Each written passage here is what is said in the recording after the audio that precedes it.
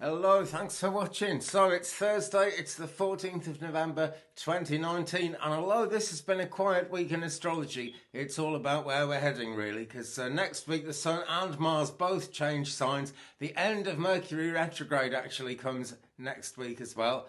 Venus and Jupiter get together, Uranus gets involved. Oh wow, there's quite a lot happening next week. Although this week in some ways has been quiet, we did have that big full moon on Monday, and lots of crazy dreams going on with people. Not necessarily bad dreams. I had a couple of really crackingly bad ones actually, but a lot of people are saying they had quite positive dreams, and a lot of people are saying that those dreams had something to do with time travel, and that's really interesting because as we're coming up to 2020 very soon, just in a matter of weeks, we are looking at very big changes on the table and big things happening. But today we've still got the moon in Gemini. She's been there since yesterday. It's sociable, it's more cheerful, it's a quicker time to kind of think of good answers to things as well. And things generally, happy things tend to be on the increase. Things that interest us as well, study, intellectual pursuits, that kind of thing.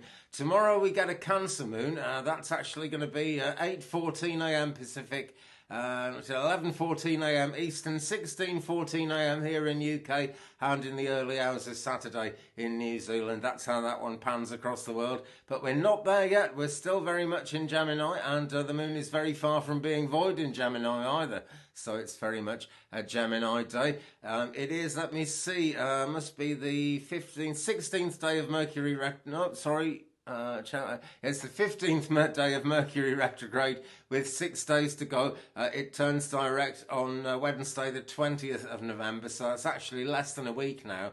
And we do have a post shadow after that, and Mercury is still going to be in Scorpio after that, so we've still got to keep our eyes on the travel plans. We've still really got to have our eyes on a prize that we can't yet see. That's the difficult thing, but remember, there is always something to strive for, something to keep going for in this life. Nothing is ever hopeless. So the moon right now on her way down again. She's waning, 96.5% full. It says here, third quarter coming in on the 19th. So that is actually just one day before the end of Mercury retrograde. But when we're in this part of the waning part of the moon cycle, we're thinking more about kind of drawing things to a close, bringing conclusions to things. And I don't mean that in a negative way. That's really so we can get on with the next phase. Even if we don't know what that is yet, the inspiration is bound to come sooner or later. So it's a waning moon. It's a good time to think about home, family.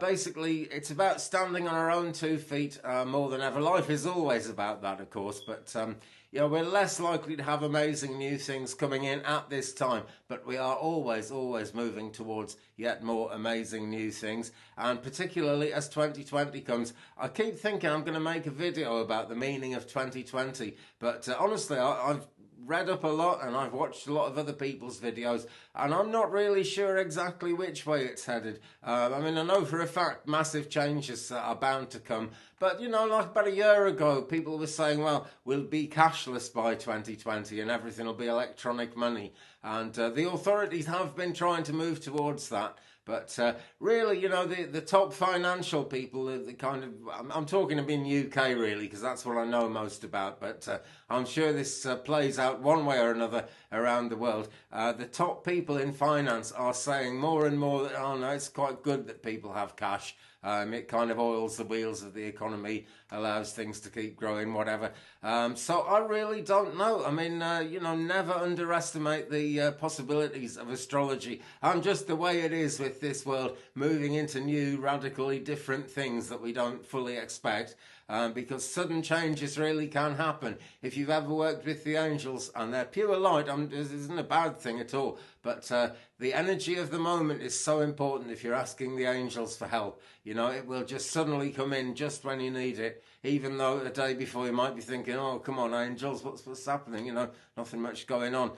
So big changes are possible. I don't really want to call it yet, okay? I will do a video very soon, because pretty soon it's going to be December, and so it's going to be time to think about 2020 if it wasn't before. Next week, a busy week. Anyway, as quiet as it is this week, the moon is opposite Venus, social interactions are highlighted, could be emotional, could be feeling orientated. You never really know, but we're certainly looking at things around people's personal feelings, certainly given the amount of wacky, just unusual dreams that people have been having. Our relationship with the esoteric, that kind of thing, tends to be challenged. People tend to like to keep their feet firmly on the ground because this is an opposition with Venus rather than a trine or anything like a sextile, anything like that. So rational choices do tend to get bypassed. Feelings do tend to be behind things, but we tend to feel that we're moving in a more rational, in a more kind of worldly way. So there's two sides to that one, there really is. Mercury opposite Uranus. Well, as I've said, Mercury is of course still retrograde in Scorpio, but sudden changes, awkward situations might come up. Some people are going to be quite inflexible, and it might be difficult to get things forward around that inflexibility. Isn't that always the case in Mercury retrograde? But because Mercury retrograde is actually happening at the moment, nothing is quite what it seems, so it could be a lot better than that. Venus is square Neptune, strange feelings, funny emotions, that kind of thing. We've had that for a good few days now. And Mars is void in Libra. Now, Mars is actually going to be entering Scorpio before too long, and that's what's happening with Mars void in Libra.